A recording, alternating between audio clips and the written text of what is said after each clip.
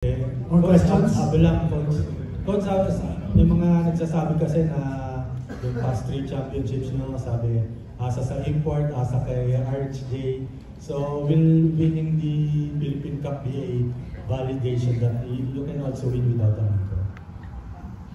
I think I'm tied with Coach Leo with the most number of all Filipino championships among active coaches, right? Pareho kaming 6 among active coaches. We becoming the most. That answers your question. Right? That's the big end. Wanting to just think this is just any other final series. With disciplined thinking.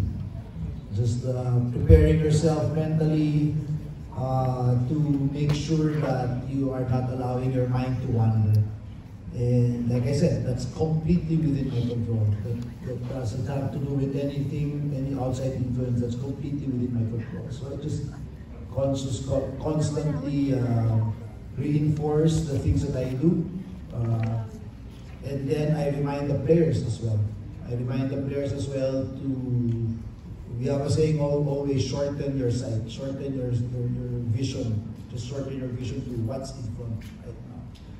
Obviously, at the start, we plan. We have long-range plans, we have short-term plans, but when competition starts, part of our mental training is exactly that, to just shorten our vision.